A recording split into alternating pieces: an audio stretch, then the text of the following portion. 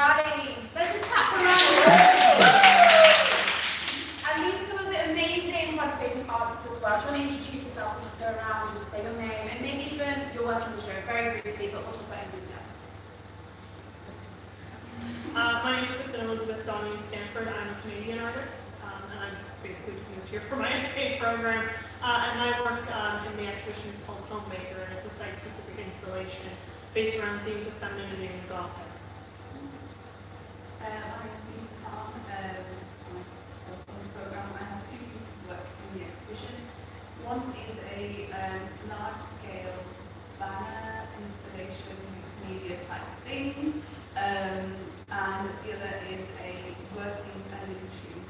And my work focuses on kind of marginalized dancers who perform across India and Pakistan. But they also have this really rich history that ties to the Indian Mughal Empire and also how British Raj impacted them and colonized them. Hi, my name is Konder, and I come from Brazil originally. Been living here in London for a while. I'm a very nervous social speaker, but I have a huge piece outside in the parade ground, which is a character, a Microsoft sculpture, and she is mother, I'm calling her that. Inside there's a video piece and an installation of a lot of my characters. So combined power. And I'm Lucia. I'm a London-based artist, but I'm coming from Moldova. And I have an installation of ceramics in the triangle space. And my work is based on my experience of immigration. And I see people as puzzles, as colors in different shapes. And I found London actually an inspiration in this way. So it's like people from around the world being together, putting their like flowers in a bouquet that make it very nice. So I like London really with colorful inside, outside, in everything. So and I feel this energy of people. So that's I'm trying to say about all this. So how is it getting a show together? And what are your feelings for your nervous? Are you excited? It's the first day. Are you blacking out at the end of the day? I think I'm behind the sugar around at this point. I think at this point, and a lot of us are quite exhausted actually. It's not kind of something, so we've not got to that stage where we start to enjoy it because the sheer labour that is involved, not just in the physical kind of making of the show, but making of the work and the thinking that goes on. So it's almost like India's worth of work that's been developing and changing just madness. That's kind of coming to this one space now. So yeah, intense. Yes, and also for the installation, because not everything is as we want it to be, and it's stressful to make the last decisions, which are different from a one-year plan.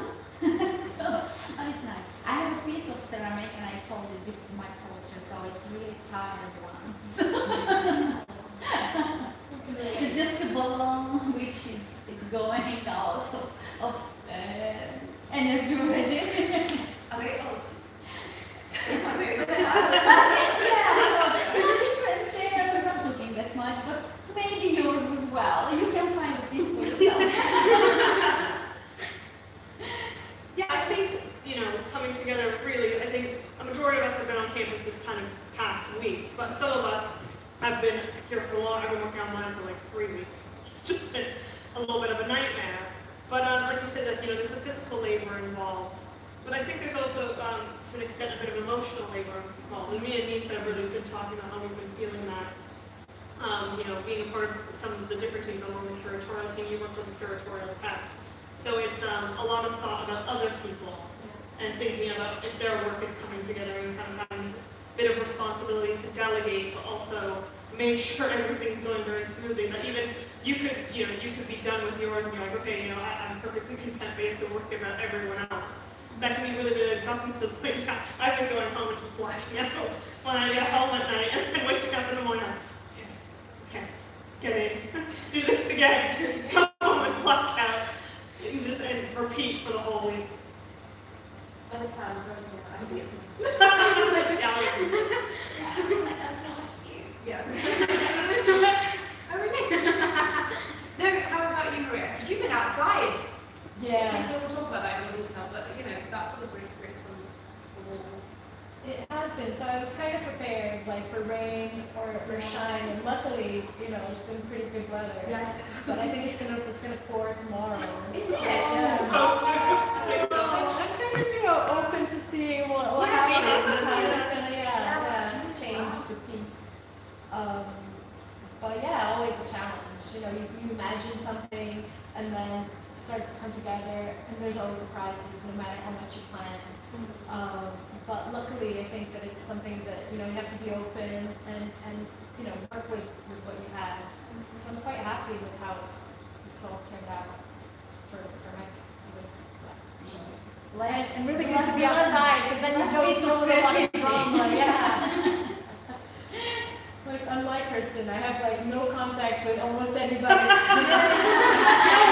Sometimes it's better that way. You get the best of both worlds some way. It's good to interact with people, sometimes being able to run away for a little bit is also nice. I said to myself the other day, I wish I wasn't social.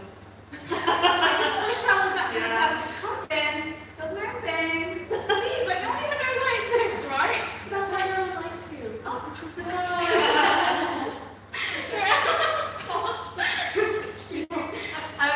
Actually, I was thinking about around this group, there's a big sense of, the shared sense of how you look at the idea of woman, around, and I think that's really interesting because it happens by itself, because we haven't told you all to kind of go on the same kind of, but what do you think that has meant for maybe your own practice and what is that for your practice? Maybe we can get more specific, I suppose, in terms of being in this panel, what has that meant for your practice and, what are these ideas that emerge from your work in relation to those ideas? I always find this an interesting one, and I know we've talked about it in one of our conversations about where there's almost this thing in the art world when you are a woman and you're kind of trying to present womanhood, you end up almost being people are well, you're representing all of womanhood, and no matter what you do, you're going to fail at that because you can't do it. So and it's this really, really interesting thing that can be quite difficult for that reason, because and I'll find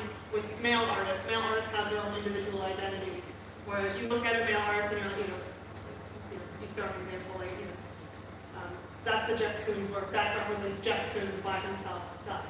But you look at a work by a woman and you're like, this is womanhood in its entirety, and then this is why it's wrong, because how can one woman represent every woman? And you can't. But yeah, we don't have almost there's this fight to have an individual identity at all times. And to kind of explain this is my experience of womanhood, the way I'm living it, which is just as valid as any man going through his life. But for some reason we kind of get put into this lump that I think we're all kind of trying to figure our way to fight out of. I think there's a bit of similarity as well between all of us and our work in kind of challenging, maybe that's an issue piece where you kind of challenge misconceptions or presumptions about being a woman or femininity in particular. I know we've got to be artists mothers and time as well, and I think that presents its own challenges and also its own intricacies as well. For me, it's always really interesting presenting with a brown female body, particularly one that was raised in the same as a same woman, to kind of just saturate the gallery space with imagery that doesn't necessarily belong or isn't necessarily seen a lot. And it's been really encouraging kind of having these conversations with my peers to and that work actually. And for me, it's been great to see the confidence to be louder with the work, which is interesting because I don't know. I guess there's always this sort of silent voice, if you like, that kind of tells you to dim your lights a bit or whatever you're saying. You don't need to bang on about it.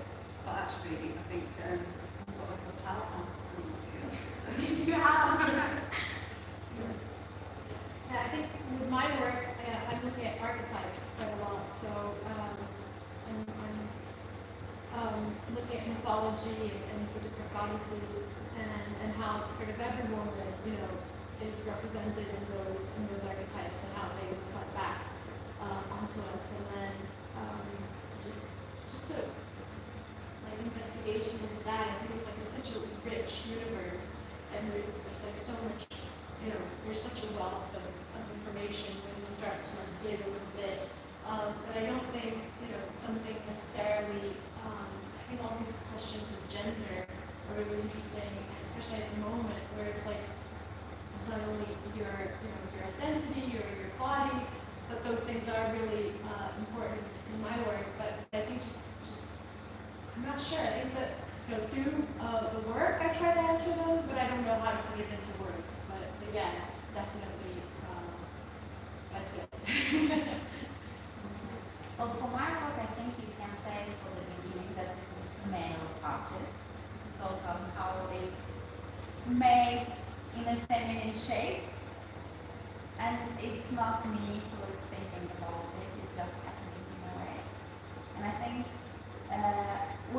of course, the woman art world and the man art world is quite different, but I think as long as we do what we love and we say what we think, so we're okay. And we will be understood by men, majority of artists as well. So just like an expression, not like every woman in the world, just an expression of one man in this world. It doesn't matter if it's male or I would like to do this. I think actually just listening to you guys around the panel, you're all kind of taking up space, right? Everyone's got, like every artist has got this present, you're on the floor, right? And then you've got an entire wall, an entire room that you've created a set almost. And then Nisa, you've got, again, a wall, but it's a you wall, quite literally. And then we've got a tent, and that's outside, and it's just, it has its own presence. And I think there's, again, this thing of like intensive curation of the show. Maybe as people walk through, that presence is hopefully felt, and it kind of feels continuous, almost like storytelling but of different perspectives of woman, whatever of course that may mean. Because I was going to go around, like, you're kind of working in installation. Yeah. So how is that? I know there's so many to say, but like, how has that been something that you've grown into? And how do you think, is there like a relation in terms of how you've grown into thinking about ideas of womanhood? And is that reflected in that growth into installation? Or has it been like a conscious decision to take up this space? Or is it just something that kind of came naturally as you were developing the work? I think with mine, it's quite funny. I've done site-specific installation before, and it wasn't a feminist site-specific installation in a cottage back in Ontario, Canada. It's a very masculine space, and I felt it was like 100 yarn works, and I just filled the space up. And that was the first site-specific installation I ever did. And I actually didn't really realize that was a feminist artwork at the time. I had a lot of emotion kind of about, what it meant to be a woman in male spaces, and kind of have this idea of like almost vivisecting through it. And it was actually my male professors at the time who pointed out that you're starting to do feminist work. And I was like, really? I didn't really click into it. And then as I thought of it more, I was like, okay. And then I kind of moved away from installation. I started doing really object-based work, which I do a lot of mostly bronze casting, and a lot of it is taking feminine associated objects and casting them into bronze, into almost these memento moris of femininity that will exist forever. It's not easy to destroy at all, which is great because I love it.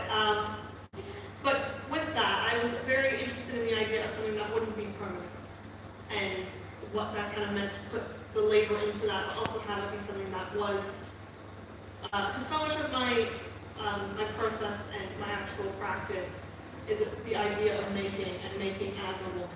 So I wanted this room to kind of just be evidence of that. And I wanted to fill the whole space and kind of end up having this, it's almost like more of a symbolic language. It's quite funny, there's a ton of language going on in the room that's very, very visible. And I've had this funny thing where I've been kind of told from different tutors, different professors, about how to express my femininity. And it's either being very angry or being very logical.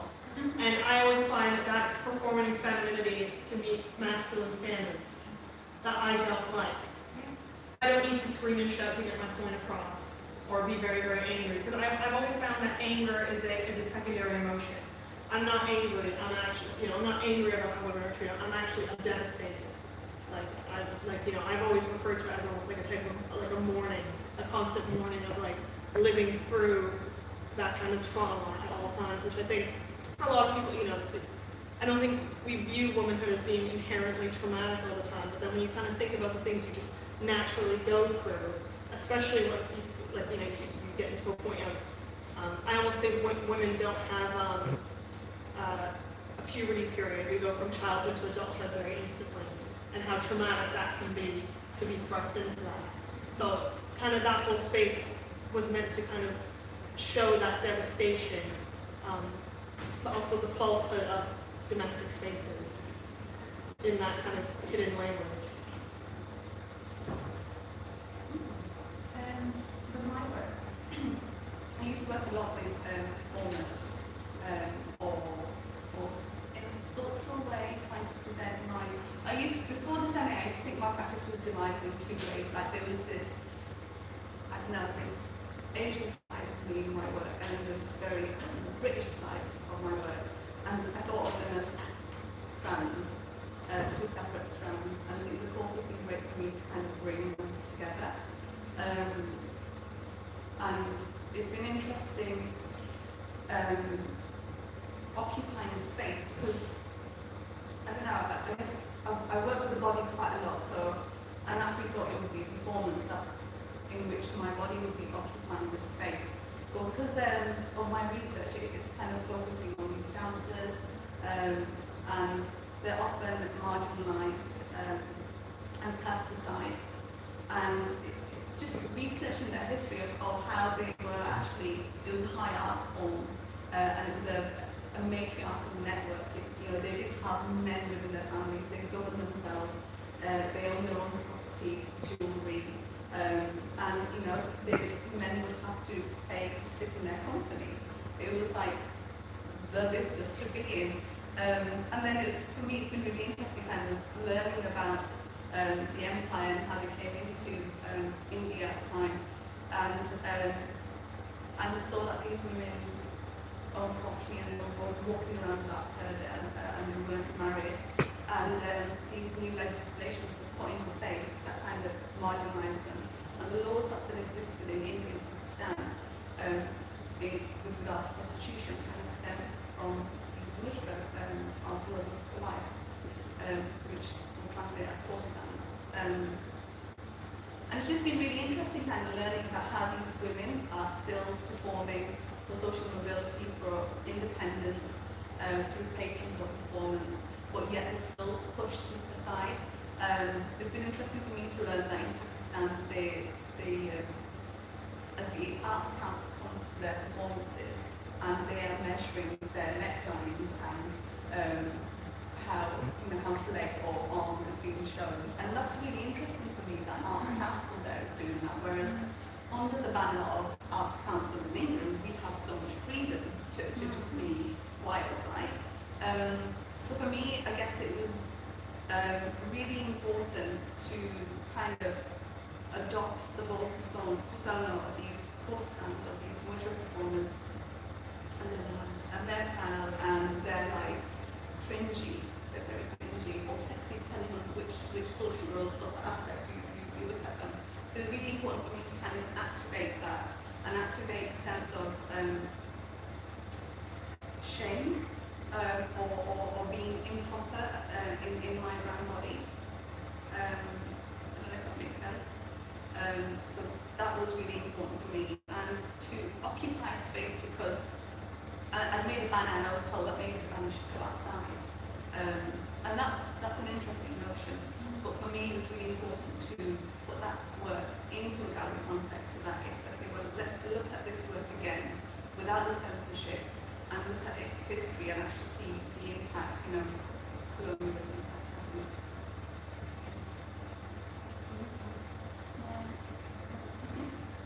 I think with my tent, I'm kind of looking at it as a couple of things, kind of like you were saying, my practice seemed divided when I came into the program. I was making these characters or dolls, and then I was painting, I was doing some video work, and then I feel like with the show, I really wanted to use the opportunity to sort of bring everything together.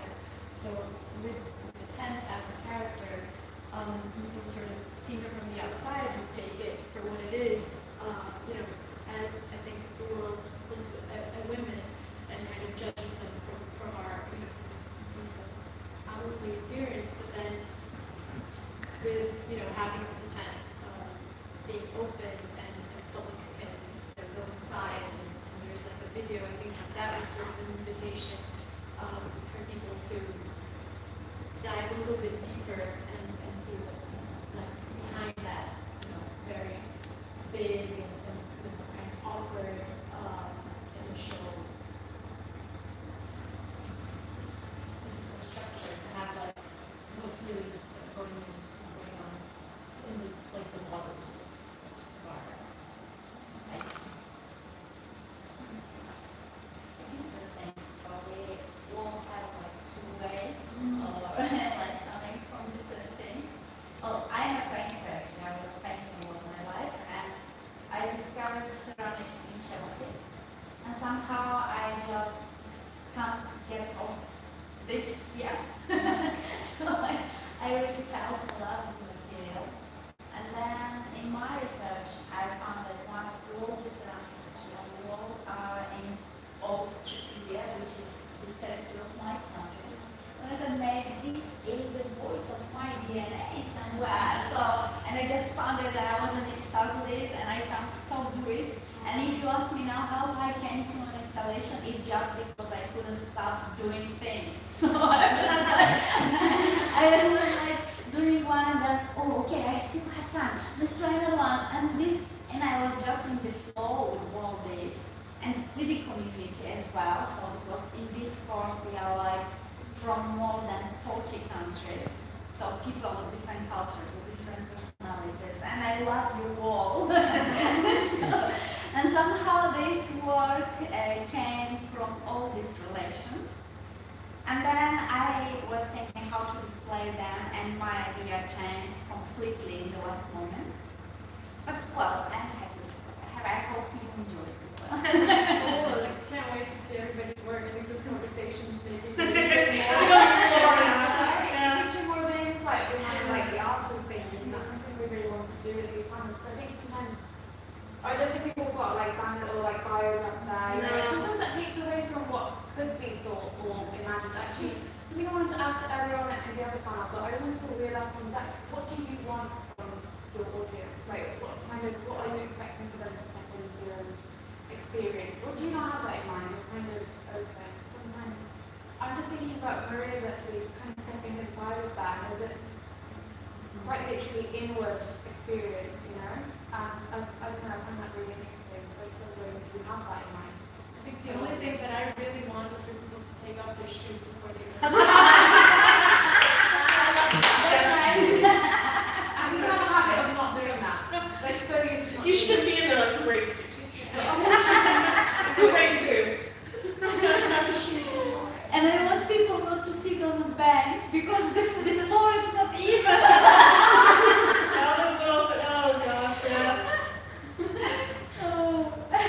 Yeah, no, I had quite a funny experience when I was setting up mine.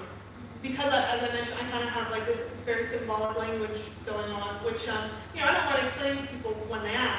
almost like when you read a book and there's symbolism. If you don't know it, you're not going to know it. And I don't particularly care about people walking in and reading it. Like for me, it's the title of the work is Homemaker, but it's stylized a specific way.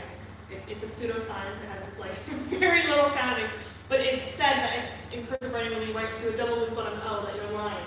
So the name Homemaker has that double O. So it's not really at home. It's this idea of a domestic space. It's not actually lived in, and it's crafted and fake. And then when you actually go in, I have my bronze teacups in, again, not real, fake. And then the wallpaper is a spray painted stencil of deadly nightshade, belladonna, which one is a poisonous plant, but in the Victorian language of flowers means falsehood. So it's just this room kind of just filled with lies, which I find quite fun. And again, you can see that in the idea of, I left a lot of evidence of the making for that purpose, that this was a made kind of false domestic space. But then there's all these other things that kind of just really like are kind of screaming it. It's all in your face, but screaming it very quietly. And I like the idea of bronze, which is a man material, you can say. And it's made very, very beautifully in a woman way. So it's how it looks different than the outside and the way of a woman. In a way. So it's really nice. Bronze is a very fun material for me, especially like when I think about back home in Canada. Like, there's bronze sculptures everywhere. And, we have a lot back home, but they always are monuments to things, and a lot of time monuments to men, which as we've seen have become a big issue of who we're monumentalizing. And the reason why I like bronze so much is that I'm choosing to monumentalize things that to me, deserve that recognition. I have a very high opinion of craft work, and I have a big issue with how art history has kind of treated it, because I know it's been treated that way because it's been viewed as women's work. Right? So, where do we place value in things, and how much is based on, how we view gender? And it's even the fact that how bronze is made, like, one of the processes is gloss wax, which we do here as well. But wax work was viewed as a feminine practice. So at what point does it go where I do wax work and I do all this delicate stuff to make a bronze? Where does it transition just because it becomes this heavy material we've got to use machinery and stuff to package it, that all of a sudden it goes to this thing where it becomes masculine, right? Like how do we view gendered labor, and kind of like how, to an extent, how ridiculous is it? Which is what I try to explore more in my object-based practice. I think that's evident in your installation as well. Like this idea of labour. On one side, we've got this idea of homemaking and femininity and making home, whether it's painting walls, flowers, those sort of things. And then what's really interesting is the manual labour that's gone into it. The little sweat that's gone into the work, especially when we're talking about bronze casting. And I find it really interesting, like Lucia was saying, that you have this really heavy, masculine being which you've managed to manipulate in such a delicate, fragile manner. I think that takes me good. And there's a dialogue between our works actually. Because ceramic, it's very fragile. Yes.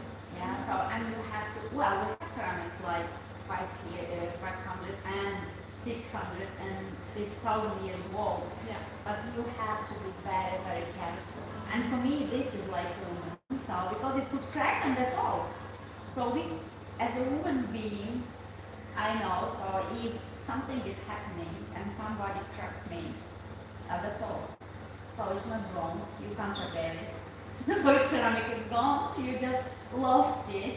And with the bronze, it's like having the character of a femininity, yeah? And the ceramics are the fragility of feminine human being, if you can tell like this. Yeah. Because we are different, so. Yeah. Makes me think of like factories. I'm thinking about how like usually in factories most of the labor is feminine, but then you have like the foreman and that's like even in the name, you know, Yeah. that's a guy that would traditionally have that. So, you know, you have all the artist assistants or all the, you know, women maybe doing the Yeah. detail work, and then when it's time to pour in the heavy metal, as you call Yeah. it, the big Well, it's stuff. always so funny when you think about how much, I'll call it invisible labor, and whether you want to put that down to being also emotional labor, is done by women, right? We're like, there's always this idea of like, that we've always kind of existed in the background doing these really, really difficult, very talented, very extreme things. But then there's always like a front man who gets the credit for everything. I know one of my big ones I was really interested in is the backgrounds for Walt Disney films were all done by women, and he specifically hired women to do them because he was like, they pay more attention to detail. But you don't hear about it. So it's quite a fascinating thing to learn about. But again, I think I also find it quite sad. The more I learn about, women's experience, even going through, I think we can all say that, there's almost, I think when you're a woman, you're very much aware that you're, like a product of the trauma of the women before you, your mother, your grandmother, things like that. And when you talk to them, if you get the opportunity to kind of learn what their life was like, you're almost a bit horrified. Like my grandmother is actually from here. She actually grew up Lissing Grove in Paddington, not far from Paddington Station. So she talks a lot about her childhood here. So I have quite a big connection. I live with family here. But then she'll say things to me about how she grew up. And I'm like looking at her. And I'm like, and a part of me's like, this is a trauma. And she's like, but this is how, but in her mind, she's like, this is just how it was. And I'm almost like, I'm grateful I'm not living through that. But I can see how that trauma ends up trickling down into the way, as a woman, you're taught to deal with things, how you're taught to kind of deal with, men when, good situations and bad situations, kind of the way you position yourself in a room. And I think there's always this expectation, instead of, it's always telling women you need to act more like a man to fit in, rather than realizing that there's a problem with the fact that you're basically excluding over half of the world population from a conversation. I think that we're at such an interesting point where, at least here, in the Western world, like where we are in London, that we have so much freedom now, and I think that it's like looking back at everything that's happened and how we've gotten as far as we've come. I think that it's like, and I'm just thinking about this now actually, having this conversation, I think that maybe with my tent, because I never had, growing up, I never had, I had lots of contact with nature, I never went to Girl Scouts or anything like that, because that was kind of like, the woods or having a knife, being in contact with nature, that was kind of like a boy thing to do. I could stay home and draw and paint, and that was where I was comfortable. But I think of the tent kind of is like that's like a boy's world, and now kind of flipping it on its head and making this goddess out of the tent, where it's like I can pack her up, take her anywhere, set her up again. And I don't know, that kind of just occurred to me that that's kind of a funny thing. No, I was thinking about taking and moving while I'm moving around the wall. Not with the tent, but I'm doing every time I move home. So I come in from zero. I have just my things, and that's all. And I'm starting to build a tent. Yeah. I mean, maybe this is a woman thing, to make a home everywhere. I mean, even it's not physically, it's inside your soul, head, you are going and you are making your space. Inside your body too. Yeah. Tends to have this ritualistic aspect to it as well, doesn't it? That, I don't know what it's called, but there's this I cannot remember the words in the present moment, but I remember being part of this organisation, and they set up a monthly red moon tent ceremony almost to celebrate periods. And women getting together and celebrating, and the fact that, you allow entry into this is actually quite interesting for me. That it's almost like a sacred space, this sanctuary that someone can come into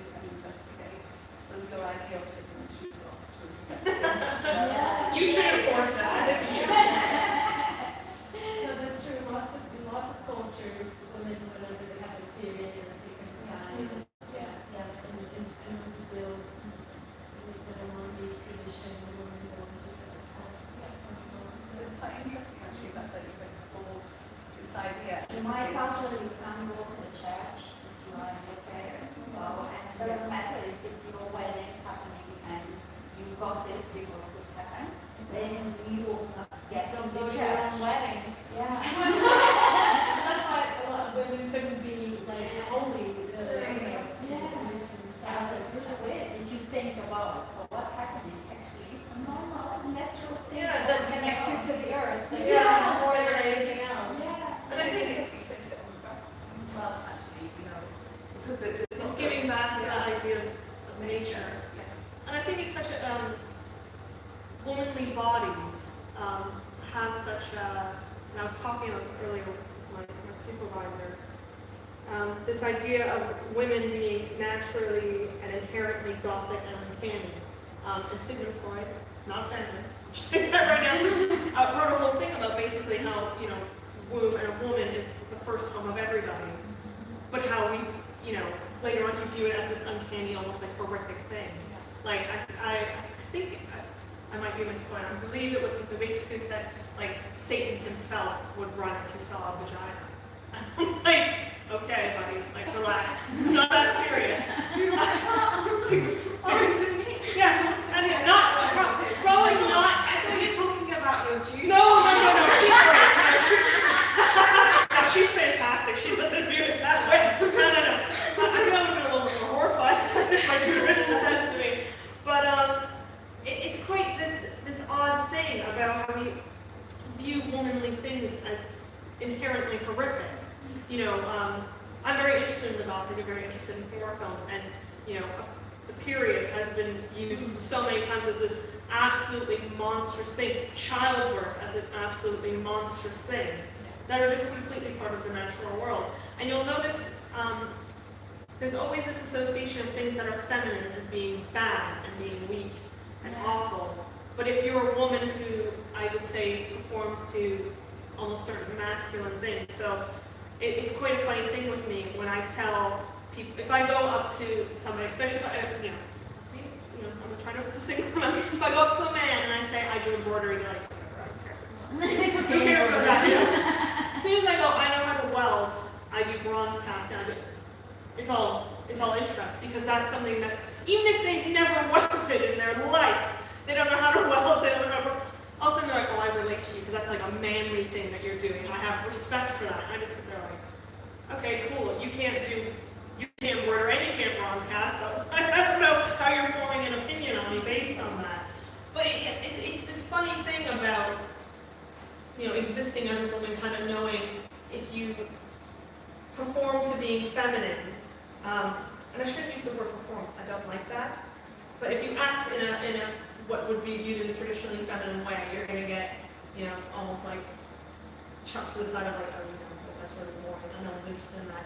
But then also, like, if you go and you show this masculinity thing, it can kind of go a bad way as well. Because, I think, I went through it. It could go bad anyway. It can go bad. But, I'm thinking more about, like, even, and, there's, like, the running joke of it where you go, oh, I'm not like other girls, because I don't do this, I don't do that, right?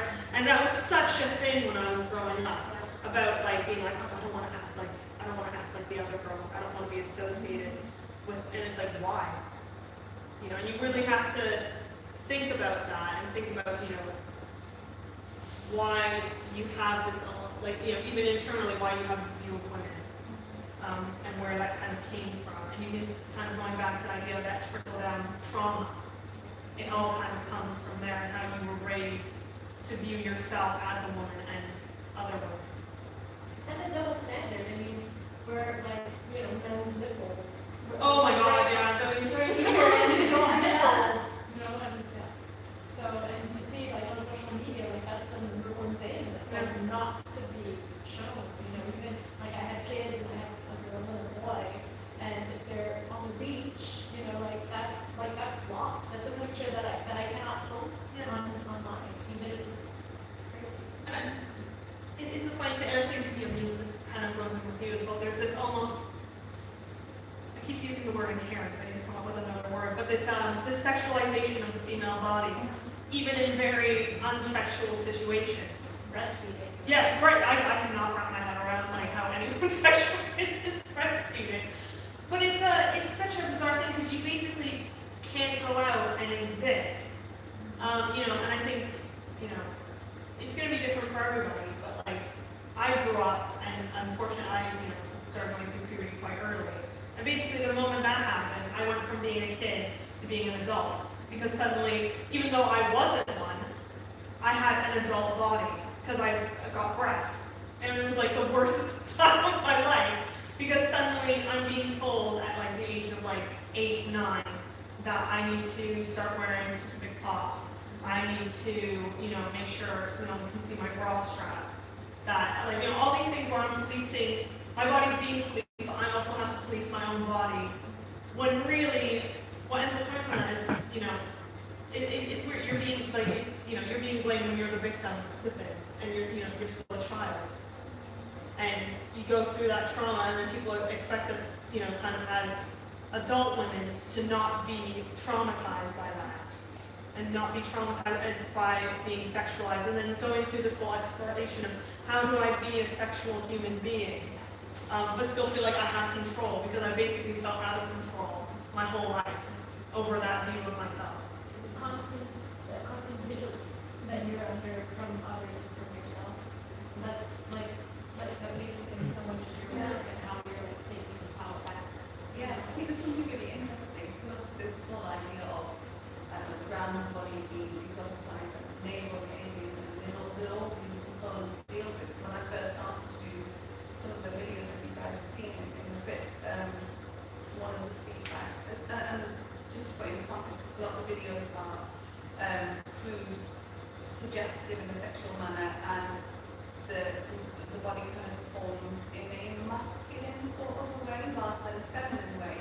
And I think that's really interesting, because I don't think the brown female body is often associated with being masculine. It's saris and it's leggings and it's that's very petite and feminine and all those sort of things, which are problematic. So it's really interesting kind of representing a body that's brown, that's Pakistani in a sort of sexual context, or in a shameful context rather. That's been interesting. And that's where the cultural shift kicks in for me, because I often get told, well, it would be far more provocative if you were naked. And that to me is just insane, because I've been researching these dances for the last 2 years, and I should be technically desensitized to them, right? They shouldn't make me cringe, they shouldn't make me laugh, they shouldn't make me feel ashamed or embarrassed, yet they do. And they do because I think the brown body is a signifier. It carries a cultural legacy, it carries kind of certain memories in a way, right? Associations. So it's been really interesting for me to remain as both as possible and still make people go, oh my god, what the hell is she doing? Oh my god, that's embarrassing. And seeing people laugh, because I know my work is funny. I know it's funny, but it's almost like a get out of. For some people who find it uncomfortable, will laugh and then move on. That is a comedic piece. Yeah. But the question really is, well, why is this brown body with all these signifiers? Why is it performing like this? Why is she pretending to masturbate? Or why are her legs, outspread? Why she's fully clothed? Why is she doing these things? And I think people are sometimes uncomfortable to approach those questions or those thoughts. I think it's not just about brown women. I think it's just women. I think absolutely. Because before I came to London, so I saw just one race. I was wrong, not with brown, black, yellow, or other colors. They were all the same. But anyway, there are things that are you have to be ashamed of something. So there's the education, just and everywhere. And as Kristen said, that she was like 8 or 9 and she had breasts. I had a friend that she was 16, 17 and she hadn't, and she was really obsessed that everybody has breasts and I don't have them. No, I mean, it's just a kind of that a woman has to be like this, or like this. And if you are not something that is in this, so then you have a problem. So, and it's not maybe that much about that easy, because there is a culture of dancers, this is not everywhere, but I mean, it's more about just sexual and woman. I think it's both. I understand, I think because that's the thing, there is a cultural impact that, I would never understand being a white woman. Because it just doesn't exist. We don't have that, my, kind of the way I was raised more to view sexuality is more based on the fact that I was raised Catholic. It had less to do with my cultural background, whereas yours, it's ingrained into your cultural background. Absolutely. I mean, even when I was trying to find people to perform the movements, and I contacted lots of dancers, and they refused to perform like the way I did because it's the association, and I think I know that my work relates it can relate to women of all colour, race, background, of course, and I'm glad that it does. But there is this cultural specificity. And I think that connects back to our ideas of shame. And we are taught to keep our legs crossed. We are taught not to kind of manspread or take as much space, to not draw attention to our bodies, to thinking about communities and how they will perceive us. I think there's this other element to it as well. I was really like asking each other questions. I think so, yeah. I was like, no, this is great. So we have all the conversation. I could just go on about this forever. I could just go on about this forever. I was actually thinking about your work in relation to the institution and how you feel like it fits in that context, or doesn't, or does it almost? Yeah, I mean, this is something we asked earlier. I don't know if this is we're allowed to ask about, has there been any difficulties in the curation process and bringing your work into the institution, into the space, maybe how it interacts with other people's work? I was just thinking about the history of the institution. It Yeah. has a white space, a white male space predominantly, and straight. Where do you feel like you fit into that, and or does your work almost kind of, no, does your work almost, what's the word I'm looking for? Challenge? No, it's Stand up, protest. rebuke, Rebel, sure. So what I used recently, anyways, right. Rebel, I guess, is it kind of saying, reclaim, your own space within that, or is it something that didn't even come to mind? You're kind of just thinking space, I put my work in it. It never is something we know. I think we've had, and I know Sarah, you were part of this as well, and I won't name names, but some of the one-to-ones we've had Oh, absolutely. have been, to some degree, almost like horrific. Like I remember us messaging, and it was always quite funny because we'd be quite, so how did you think it went today? We kind of like to see what's someone says. Yeah, and I think it's a very, it is almost like a little bit of a trauma thing where you're like, you think it's just you. And you're being, because you've been kind of told, oh, I'm too sensitive to this. Where some of our one-to-ones were straight up racist, misogynistic, very sad. And I just I'd leave these meetings and I'd be like, that just happened. Exactly. In 2021, did, this man just kind of try to explain what it was like to be a woman. And it was this really bizarre, or basically kind of invalidate my experience as a woman by being like, well, people have been making feminist art since the 70s, so, we're over it. I'm like, that's cool, but we've been getting art made by men for thousands of years, so I don't know, are we over that yet? Kind of thing. And so I think when it came to setting up these spaces and kind of going around and curating, I have a very interesting one. I'm sharing a room with Ed, so with a man, and that, I didn't, when I was making it, it's not like I was thinking that I'm sharing a room with I a did man. have that listed. It was just this white wall. Yeah, I loved it. I know what it's like, but I just thought it was so funny. No, and me and him are quite good friends, Yes. and we were able to kind of look at it, and we knew that we were going to enhance each other's Yes, work. exactly. Because it was almost like you need to see such a stark opposite to your own work to really like show what they are. So there is like this massive light and dark dichotomy between our work, but it just makes them kind of so much louder. But we both kind of equally end up claiming that space. That basically that room is completely split in half, and it's just like that is his side, that is my side. He does not impose onto mine at all. And if I even thought it was going to start, I would have put it. I'm like, no. Yeah. Because it's like, this is my space, this is my feminine space, my domestic space that I am crafting.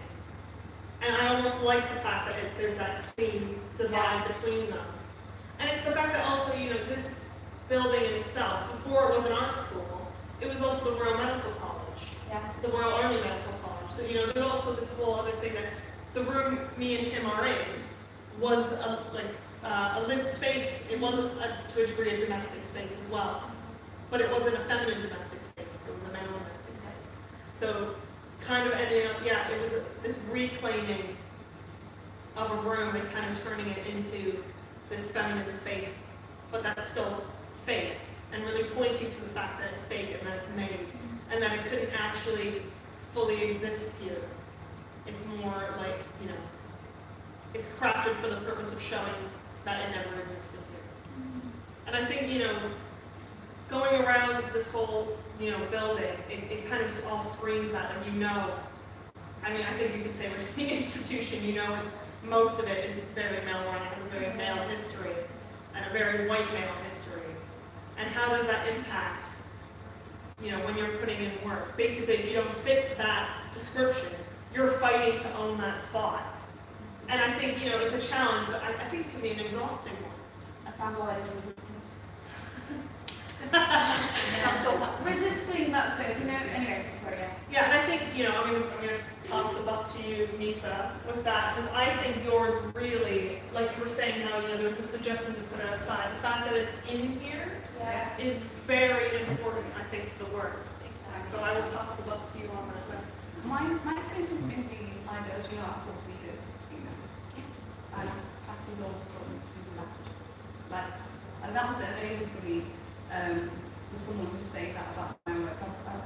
I always expected to be told to tone things down, and her response was to always be louder, which would have been amazing. And also having like peers who are like constantly like, yes, you know, keep doing what you're doing, and that's really amazing.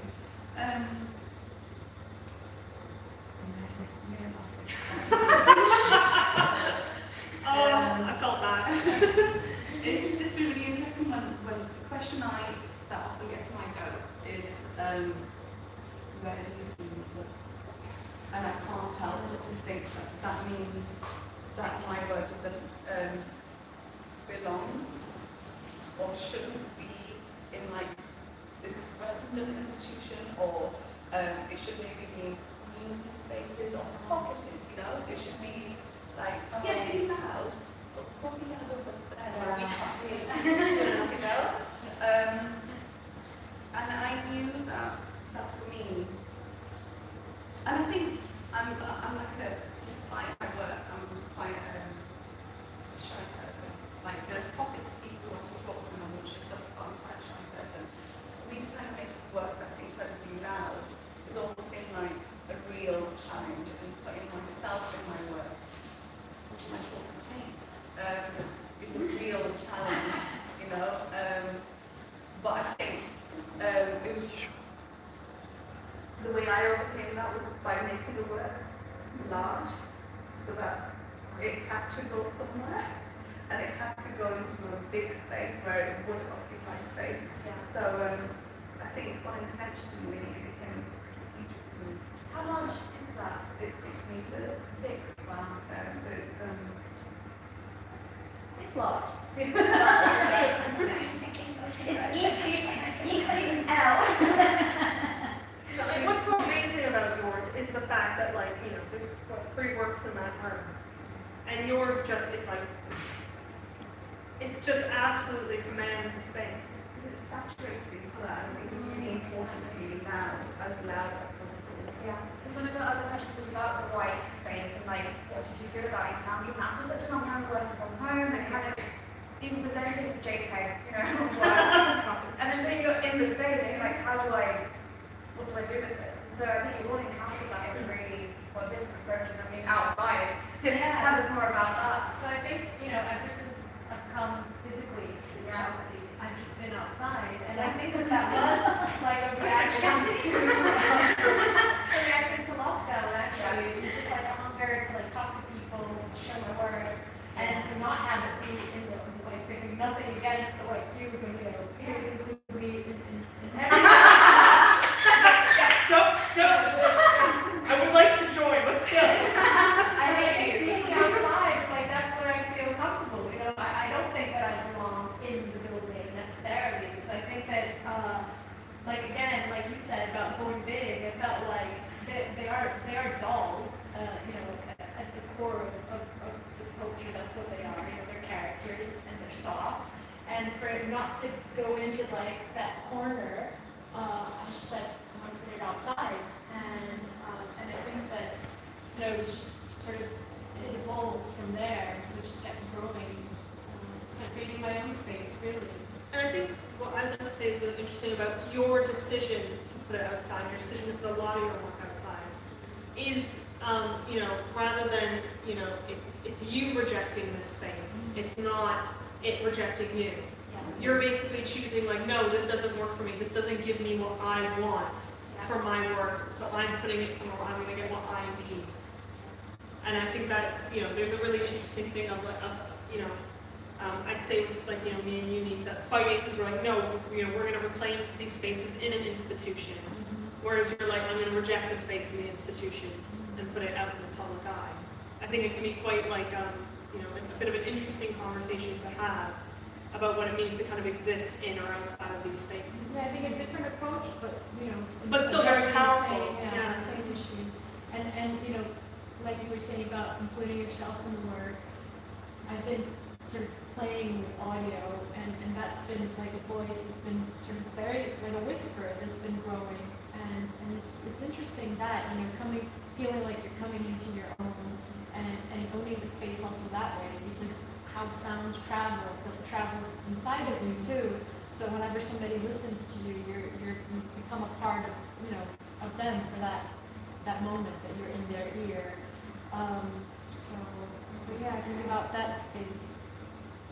And does it get taken down every year? I'm just wondering, just why. No, while it's up, it's staying up. The That's elements. a public space, right? Yeah. It's classed as not necessarily part of the institution as well, so that's quite interesting to me. Yes, I just had to trust that, like Patty was saying about vandalism and everything, and I had the dreams that it was like in flames. That's a good sign. It'd make the papers. You would. Guardian for sure.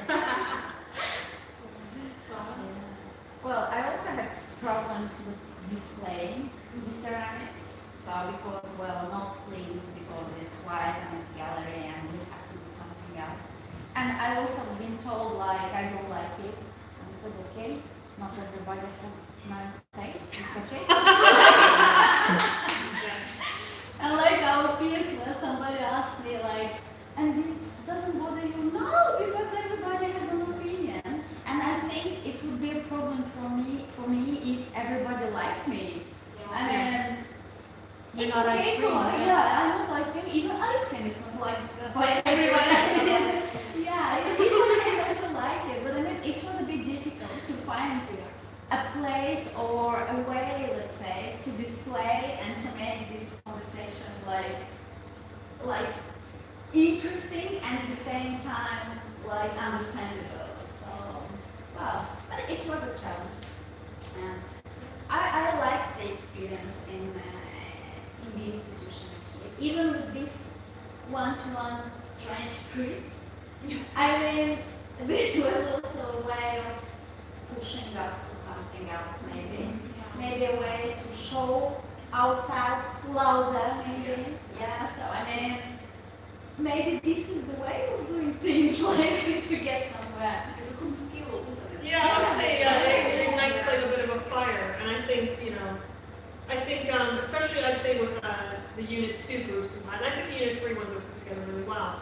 I think Patty really knew what she was doing with the groups that we were put in. At the time, no, for Unit 2. Oh, because we were all in that group, and we just kind of kept going on. Over and over For and over. context, we were in the same group. Yeah. And it was quite funny because I think that was such a developmental time, whereas obviously, like, you know, the first unit, you're kind of trying to find your footing, especially like, you know, for me, I just moved here, I didn't know anybody, so you kind of, that one I found, you know, was quite funny, because all of a sudden, especially, like, again, we'd be messaging each other with one-to-ones, and like, can you believe this? And we'd be like, and having these, like, conversations that really, like, you know, you think of things in a different way, and again, this almost approach to womanhood from all these different perspectives makes you kind of reflect on it again for yourself, because again, you can only really express your own lived experiences, but it does make you think about those lived experiences and perhaps how someone else would react to them, or, you know, how things would go. And, you know, I've always said the worst thing I ever, you know, how you said, you know, the questions you get asked sometimes that really just get you going. The one I get the most, anytime I say I'm a feminist, is, do you hate men? The number one question I get, and sometimes I'm like, I don't hate men, but I hate you. Just for asking me that question. And it's such a funny thing, and I've had issues with it with members of my own family, like my brother, my dad, who get really, really sometimes offended when I'm talking about overall about the patriarchy in general, and kind of, you know, the ideas of toxic masculinity, and they get really, really bent out of shape. And, you know, even if you were talking, you know, when we go, oh yeah, let's talk about like male artists, and, you know, you're talking about a very specific type of person. But, you know, someone's always bound to get offended. And it's, you know, I can understand, that's fine. But, you know, when I talk about these things and I'm giving like specific examples, I'm like, you know, it's kind of the thing of like, are you getting offended because you know you've done some of those things and you don't want to get called out on it? I love that with the same person who's Oh yeah, I'll call it, you know. I'm like, you know, you have to sit there and you have to think. When I bring up these things that I get really upset about, you know, in women's issues about the way that women are treated, and you sit there and you get upset or you get defensive, are you defending yourself or, you know, all of men in general because you know you've done one of those actions? Right. Are they offended because they're wrong? Yeah. Right. And it's like, you know, I've always tried to explain that, you know, like, you know. Girls, that's love, man. They are good. No, they are. I will never. No, okay, stop. I really, really like. Hey, guess who's unmarried up this? No, I will say. No, you know, I have very much an interest in, you know, getting married and having a family. And you know, I really lucked out in my undergrad. Most of my professors were men. You know, Zeke Moores, Brandon Vickers, Kevin Yates, Rob Smith. No. And Joe Wayne. They were all professors and technicians at my own university who were amazingly supportive of me being a woman in the arts, and actually were the ones who pushed me towards doing feminist art. And you know, it's those type of men who I'm like, you know, those are the men that I really love. And the men, you know, as much as like kind of with my brother and my dad, you know, they can do bad things. I love them, and I've had male friends who I love very, very much. You know, me and Ed are sharing that space. I wouldn't be sharing that space if I didn't like, you know, if we weren't friends and I didn't care about him. If I didn't think, you know, I wouldn't let him share that space if I, you know, thought like, oh, you know, he's very anti-feminist or something like that. Yeah, so it's quite a funny thing to be asked if you hate men when you're like, I obviously don't. Me caring about myself as a woman, caring about women, doesn't mean I don't like men. But yeah, you know, there is that need to call out toxic masculinity, you know, in the art world and outside of it. But you know, there's also, you know, and I always say it's a funny thing when you refer to toxic femininity, and you know, what that is a lot like self-damaging.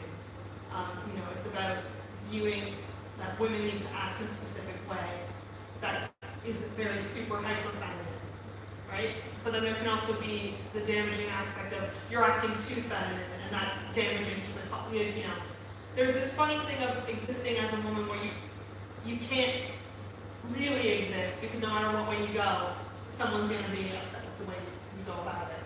Yeah, but it's all, at the end of it, I think it's all about equality. Oh, definitely. It's all Yeah. about balance, and I think that it's such a, like, when you hit that, and you know that, like, oh, of course I'm not hating on men, I'm just loving myself, Yeah. I'm loving, what I stand for. Yeah. I think that then, nobody can really, you're just there. Yeah. And then nobody can touch you.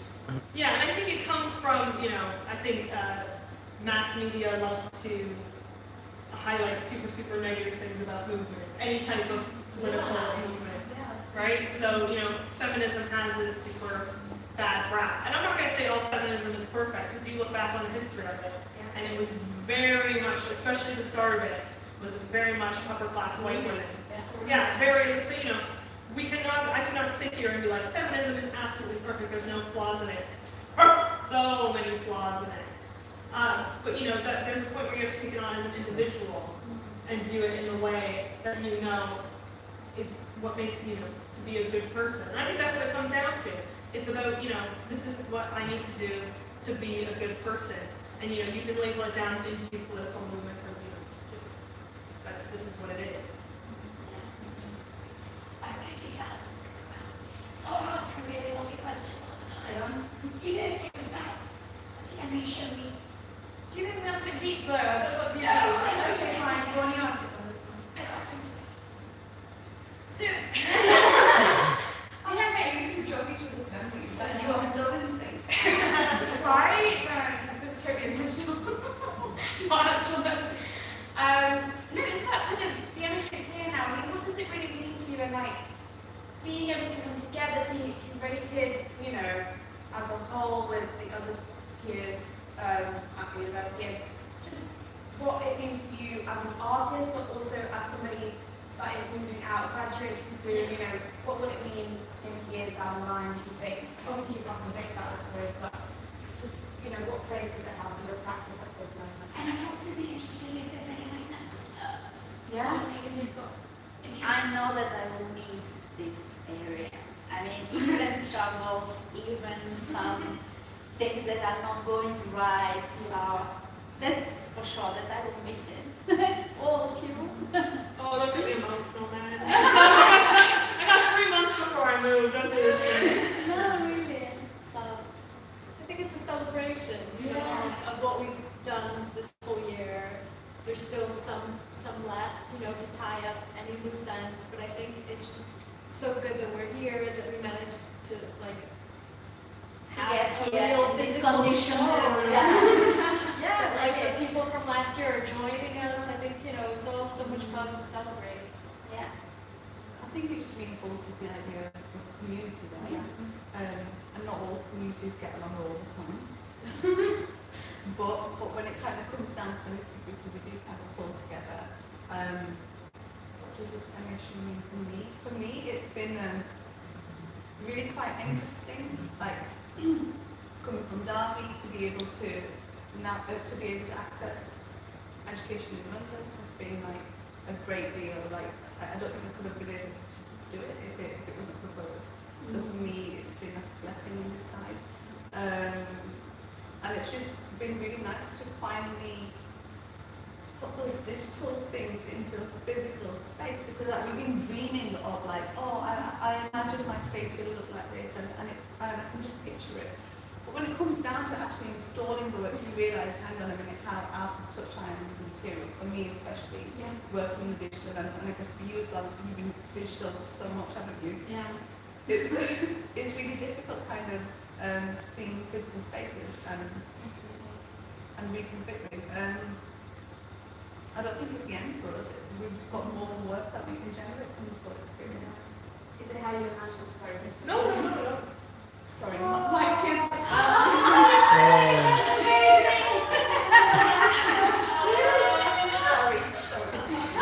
Okay, we'll wrap up. Yes. Okay, let's finish it. We want to meet the family. But no, I think for me, like I come from like a really like rural-ish area in Canada, and I have family history here. But even then, like it was such a shock going from the Canadian art scene to the London art scene, and how kind of potent and vibrant it really was, and how many opportunities I kind of suddenly have. And, for this show to come around with so many, like, amazing people who I've, some I wanted to know really well, like these lovely ladies here I wanted to know really, really well, and some people who I didn't get to know as well because of COVID. It's been really, really good to see kind of, one, their work in person, but also the way, I suppose, I'm very interested in people's work ethic. Sometimes I like it, sometimes I don't. But I'm always quite interested, maybe it's because at my heart I am a maker, so I like seeing how people work, because I think it's a very true reflection of how people are. So I've been really enjoyed and struggled and been tired through the whole installation process. And I think, really that culmination of it has kind of been what the whole MA show is about. Like this part where it's going on, we're actually showing it's great. But I think that beginning part where you're installing is really like the art experience of it, and getting to play at being curator and, play at doing all these different things. It's something that, you don't get in every program. So we really, really lucked out. And we have such a big network that, when we leave UAI, when we leave Chelsea, I'm going to probably be messaging these girls forever. Be like, yeah, please come to Canada, come do something with me, do something fun, because But this is the best part, actually, except art. I mean, being from all around the world together, make these connections that could lead to a career as well. But it's nice to have exchange of everything. So it's really nice. I'm really glad to be here for this reason. Yeah, and I think this is one of those places where you do get to meet those people and do things like that. I don't think every program or every college offers that, and I think that's probably a lot of the reasons why a lot of us pick to go here. Yeah. Because they kind of did promise it, and they have delivered on that front despite COVID, trying everything they could to kind of squash it. I think that cultural exchange has been amazing. Meeting people from different walks of life, different age groups, cultures, religions, that enriches your practice, isn't it, in so many ways? Yes. And gives you, I guess, the confidence to speak about your own culture and your own experiences. And you become each other's audience in that way. And you realise I've got a wider audience than you are international. And if you didn't consider any of this before, I mean, I probably did it. It's a really kind of close-knit family. And except the education, it's also a learning process. Yeah. Actually learning from different cultures, from the first source, so not from somewhere or somehow from the other parts. So it's really nice experience for our development as artists as well. I think this is the final thing. It would be good to know which rooms Yeah. showing it. Just tell us. Yeah. Alright, so my work's called Homemaker, and it's in B block, second floor, B223. My work is in AG02. Are you sure? I'm on the parade ground right in front of the marquee or behind it, depends from where you're going. Yeah, and I'm in the triangle, so welcome. And my work is spread your colors. You will see a lot of colors.